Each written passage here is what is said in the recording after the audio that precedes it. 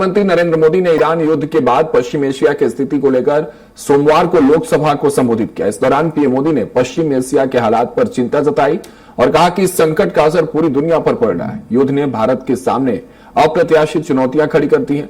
PM Modi ने अपने संबोधन में देशवासियों को आश्वस्त करते हुए कहा कि ईरान युद्ध की आंच देश के किसानों तक नहीं आएगी। साथ ही उन्होंने किसानों की हर संभव मदद का भी आश्वासन दिया है। साथ ही बताया कि इस संकट में निपटने के लिए भारत की ओर से क्या कदम उठाया जा रहा है। प्रधानमंत्री नरेंद्र मोदी ने कहा कि केंद्र सरकार इस संकट से निपटने के लिए शॉर्ट टर्म, मध्यम टर्म और लॉन्ग टर्म रणनीति पर काम कर रही है। उन्होंने कहा कि भारत सरकार ने एक इंटर मिनिस्ट्रियल ग्रुप बनाया है। उन्होंने कहा कि देश में पर्याप्त अनाज उपलब्ध है। पीएम मोदी ने कहा कि देश के किसानों को संकट से बचाने के लिए अनेक कदम उठाए गए। पिछले 10 सालों में 6 यूरिया प्लांट शुरू किए गए हैं। तेल और गैस की तरह खाद के आयात को डाइवर्सिफाई किया गया है और बिजली की डिमांड गर्मी के चलते बढ़ेगी, लेकिन कोयले के स्टॉक पर्याप्त है।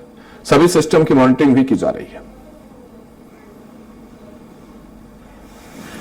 पश्चिमी एशिया के हालत चिंताजनक है।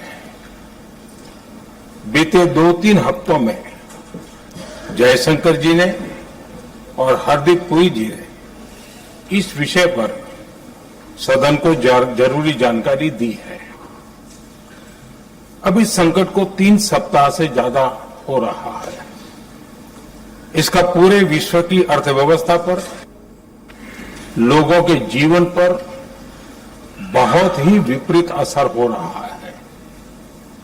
इसलिए पूरी दुनिया इस संकट के जल्द से जल्द समाधान के लिए सभी पक्षों से आग्रह भी कर रही है। अध्यक्ष महोदय, भारत के सामने भी इस युद्ध ने अप्रत्याशित चुनौतियां खड़ी कर दी हैं। ये चुनौतियां आर्थिक भी हैं, नेशनल सिक्योरिटी से जुड़ी भी हैं और मानवीय भी हैं। युद्धरत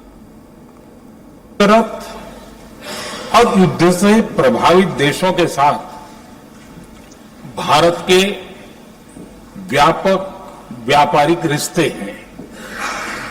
जिस क्षेत्र में युद्ध हो रहा है वो दुनिया के दूसरे देशों के साथ हमारे व्यापार का भी एक महत्वपूर्ण रास्ता है। विशेष रूप से कच्चे तेल और गैस की हमारी जरूरतों का एक बड़ा हिस्सा यही क्षेत्र पूरा करता है। हमारे लिए ये रीजन एक और कारण से भी अहम है।